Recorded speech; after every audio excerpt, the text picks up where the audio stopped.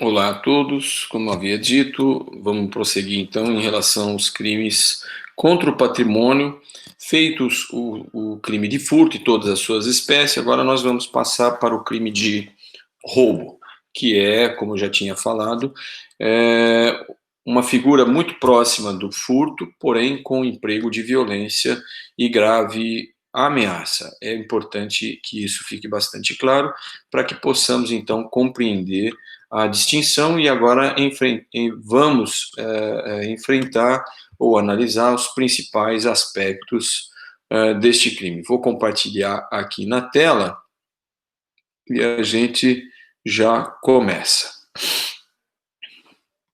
Muito bem. O crime contra o patrimônio de roubo, então, ele é uma variação do crime de furto, porém com emprego de violência e grave ameaça.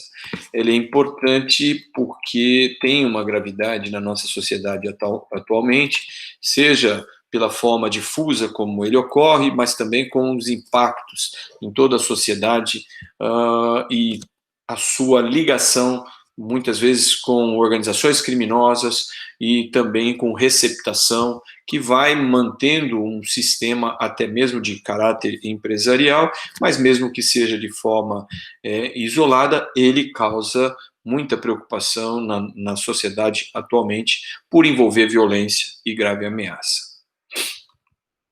O roubo básico, o tipo básico, é punido com uma pena de 4 a 10 anos. A doutrina costuma classificar o roubo em roubo próprio e em roubo impróprio. A definição do roubo próprio é aquele que ocorre, a violência ocorre antes da subtração ou durante a subtração.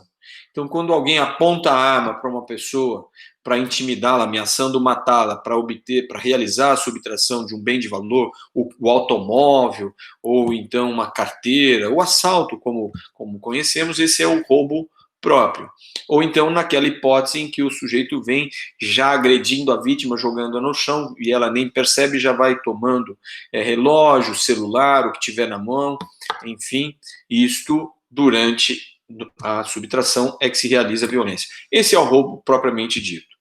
Porém, a doutrina também classifica como roubo impróprio a hipótese do parágrafo 1º, em que, naquelas circunstâncias de lugar e momento, imediatamente após a subtração, se realiza a violência. A violência é posterior à subtração, ainda que em fração de segundo e momentos depois.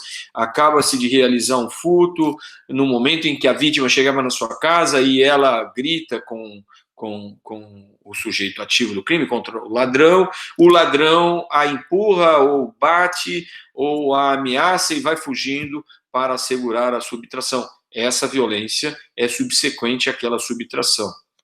Portanto, se nós estamos falando de um furto, uma subtração, era um furto, que agora nós vamos qualificá-lo como sendo um roubo impróprio, porque a violência ocorre na sequência, é impossível a tentativa, porque o furto já estava realizado, se for hipótese, não é, de roubo impróprio. Nós não vamos encontrar na doutrina nem na jurisprudência quem sustente a figura do roubo de uso, a vítima, o sujeito ativo não queria subtrair a coisa para si ou para outrem, como seria a hipótese do furto de uso, faltaria o elemento subtrair para si ou para outrem, o especial fim de agir, que se caracterizaria lá no furto. Aqui no roubo houve emprego de violência ou grave ameaça, portanto o crime já se caracteriza, ainda que se pretendesse devolver posteriormente, a violência e a grave ameaça foi realizada. Temos também a hipótese lá do furto privilegiado, coisa de pequeno valor no furto, que aqui também não se aplica ao roubo. Ainda que a coisa seja de pequeno valor, a legislação não permite aquele benefício, de forma expressa está apenas no furto, e o emprego de violência ou grave ameaça no roubo sempre faz com que o tratamento e a repercussão na responsabilidade penal sejam com o rigor das penas fixadas aqui, porque há violência contra a pessoa.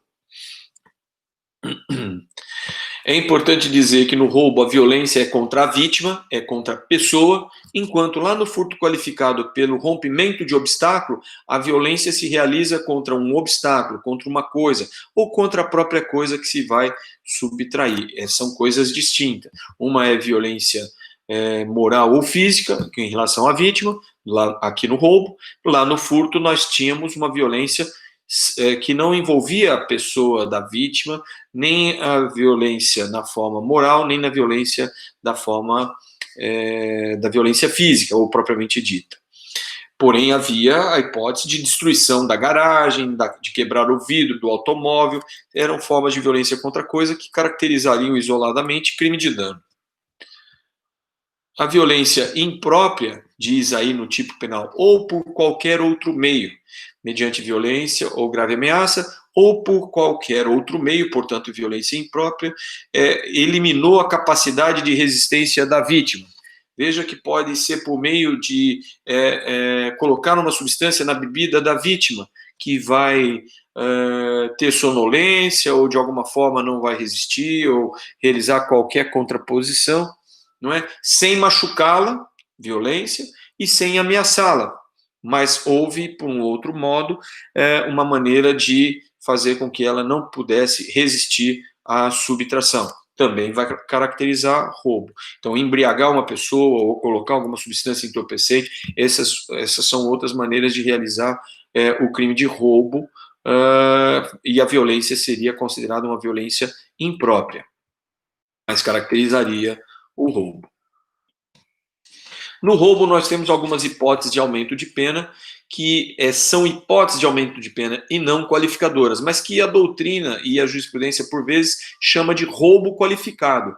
Na verdade, nós vamos continuar aplicando a pena básica para fixar a pena base. Nós vamos usar o tipo básico, o tipo fundamental do roubo, no artigo 157, e aí as causas de aumento e diminuição de pena incidirão na terceira fase do cálculo, que seria correspondente ao roubo qualificado na inspeção que se faz na doutrina.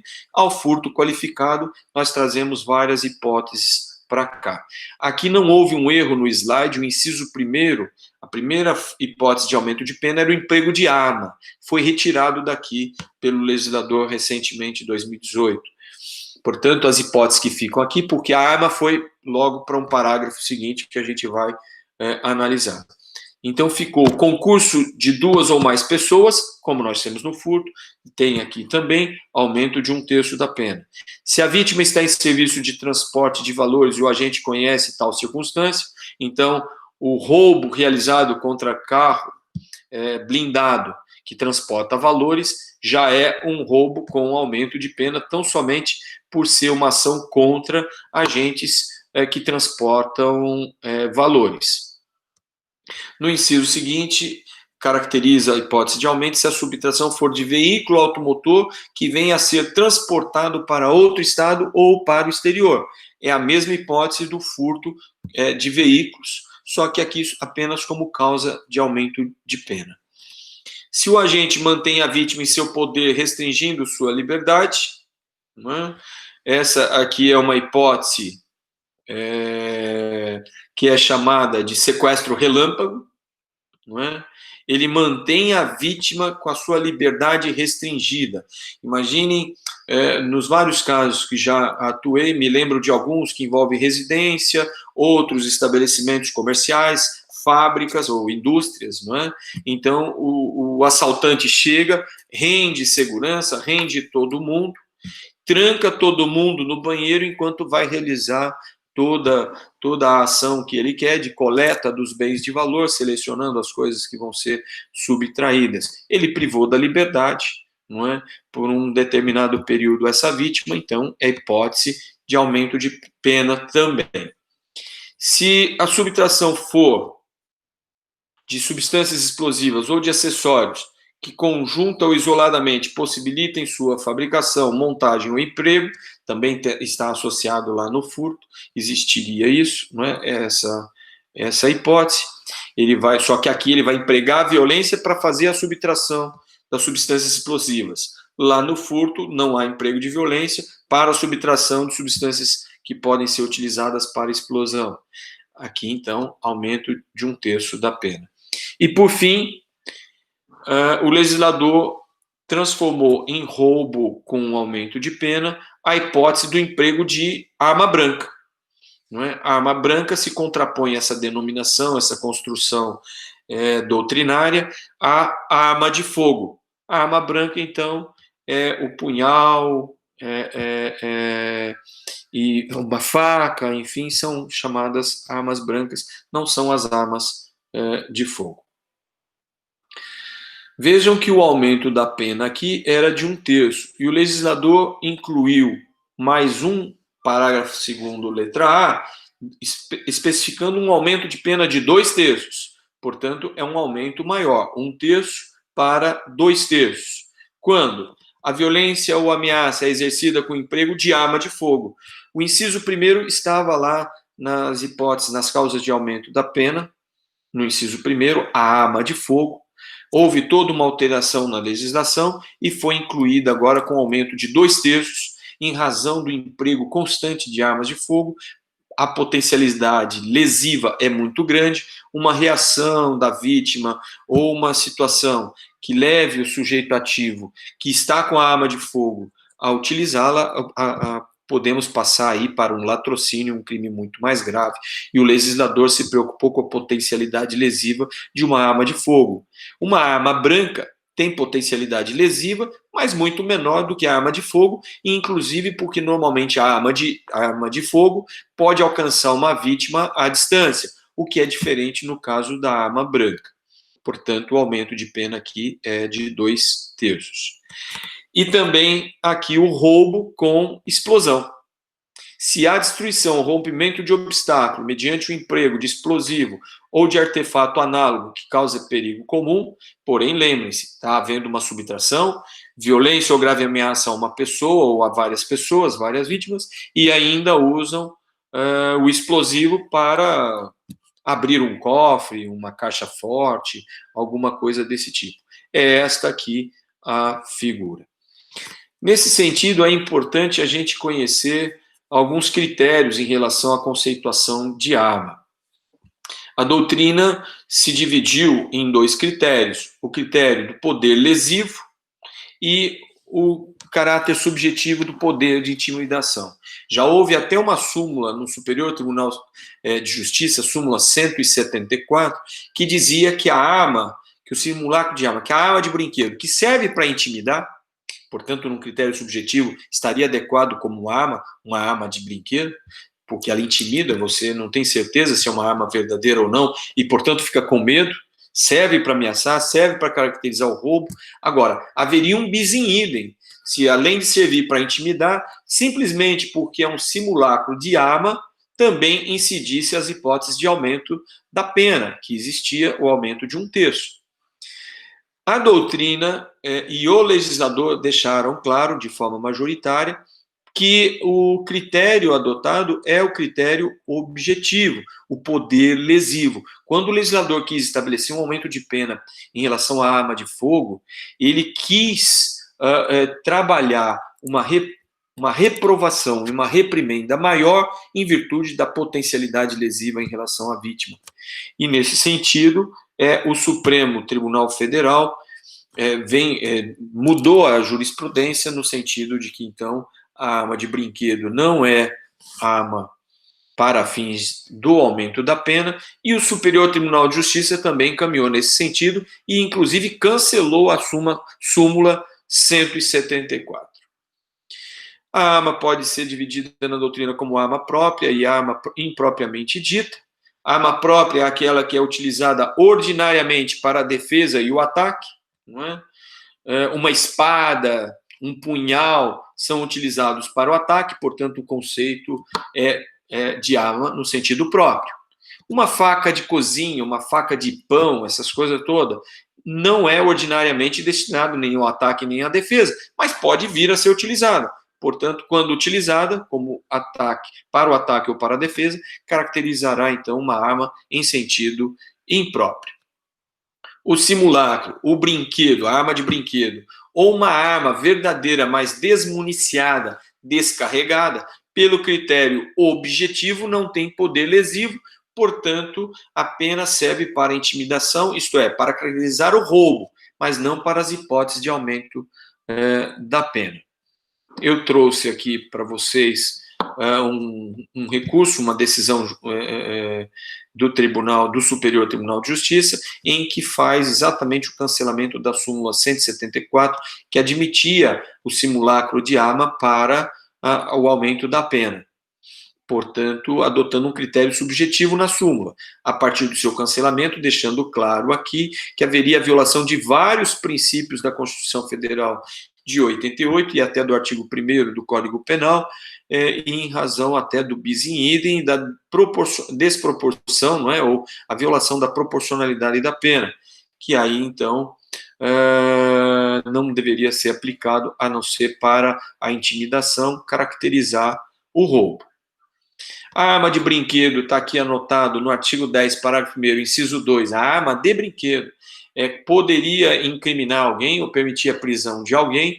Foi discutida toda a inconstitucionalidade desse dispositivo e ela foi revogada em 2003 pela Lei 10.826, que dispôs sobre registro de arma, posse, comercialização.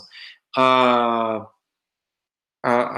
Lei 9.437, nesse artigo 10, definia como crime alguém portar, ser abordado, portar e sendo reincidente, portar uma arma de brinquedo já caracterizaria crime. Quanto ao simulacro de arma, trouxe esse acórdão aí do ministro Marco Aurélio, não é? Um habeas corpus, em que ele vai tratar exatamente do simulacro em relação à causa de aumento. Emprego de arma imprópria ao disparo, insubsistência.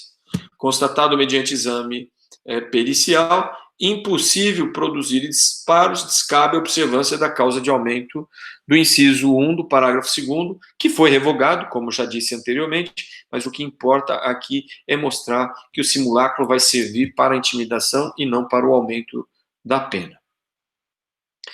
O legislador, agora recentemente, também incluiu um parágrafo 2º-B para estabelecer a aplicação da pena em dobro,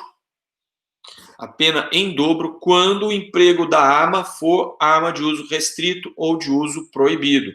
Arma de uso restrito, por exemplo, arma de uso restrito do Exército, ou arma de uso proibido, por exemplo, uma bazuca é só efetivamente, o uso dele é proibido, mas mesmo essas armas de uso restrito, dependendo de autorização especial, poderão ser acessadas por outras pessoas, além de soldados do Exército.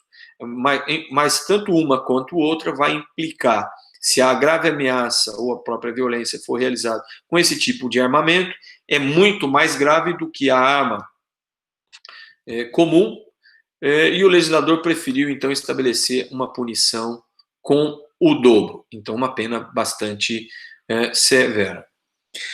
No que se refere ainda aqui a resultados que são atribuídos a título de culpa, não é, ao sujeito ativo, ao menos a título de culpa, nós temos duas figuras muito graves, que são o roubo qualificado pela lesão grave, está prevista aí na primeira parte do parágrafo 3º, com uma pena de 7 a 18 anos e multa. Esses 7 a 8 anos está fixado, então, uma pena mínima, uma pena máxima. Então, aquelas causas de aumento de pena que a gente viu do parágrafo 2º não vão incidir aqui, porque basta resultar a lesão corporal grave, nós saímos do tipo básico, que era o artigo 157 caput, e vimos para cá e aplicamos a pena de 7 a 8 anos e multa. E ainda na parte final do parágrafo 3º, nós temos aí, então, o resultado morte. Esse é o que nós chamamos de latrocínio, que o legislador não incluiu no Código Penal com essa denominação, mas é o roubo realizado com a realização prévia de matar alguém, com a ação de matar alguém para a subtração, ou durante a subtração mata a pessoa, ou logo após, que é o roubo impróprio, mata para assegurar a subtração, mas naquele sentido de temporalmente considerado, imediatamente, numa conexão temporal com a subtração, porque senão nós poderíamos ter roubo num crime e depois mais homicídio em concurso material com homicídio qualificado, porque foi cometido o homicídio para assegurar a subtração de um outro crime, a subtração ou a impunidade de um outro crime. Não assegurar a subtração, que aí ficaríamos aqui, mas para assegurar a impunidade do roubo, nós teríamos então aí um roubo mais homicídio. Aqui há uma conexão, inclusive temporal, em que a subtração é realizada e logo após mata-se porque apareceu alguém que vai impedir que o sujeito fuja com a subtração, com a coisa subtraída, e, como exemplo só, que é o roubo impróprio. Ou então, antes de roubar, ele mata para roubar, é a expressão que está aí no slide. A lei de crimes hediondos, obviamente, considera o roubo, o latrocínio como crime hediondo, não é? E é importante essa súmula 610 do Supremo Tribunal Federal em relação ao latrocínio. Toda vez que houver um homicídio consumado ligado à subtração, portanto, o latrocínio, que poderia parecer que faltam elementos da definição legal, que é porque não consumou o roubo, então estava roubando, matou alguém para esse roubo, e aparece alguém e durante a fuga não leva a coisa, por circunstância alheia à sua vontade. Seria uma subtração tentada, mas um homicídio consumado. Na súmula 610, o Supremo Tribunal Federal entendeu que, diante de ser o bem jurídico vida mais relevante que a própria o patrimônio, a consumação do homicídio num roubo tentado já caracteriza o latrocínio consumado. E é importante dizer que numa pluralidade de mortes aí nós vamos pensar num crime com várias vítimas, mas num mesmo contexto, um crime continuado, no artigo 71, aplicando aqui. Nesse contexto, encerro aqui o crime de roubo. Devo preparar os questionários para enviar para todos os alunos e para as alunas, e nós seguiremos depois com o crime de extorsão e outros crimes de extorsão, usurpação e outros crimes contra o patrimônio. Muito obrigado. Nesse momento em que gravo já é noite, então uma boa noite. Para quem é do noturno, se for assistir à noite, boa noite. E para quem é do diurno, se for durante a manhã, bom dia. Muito obrigado. Até logo, gente. Ok. Até mais.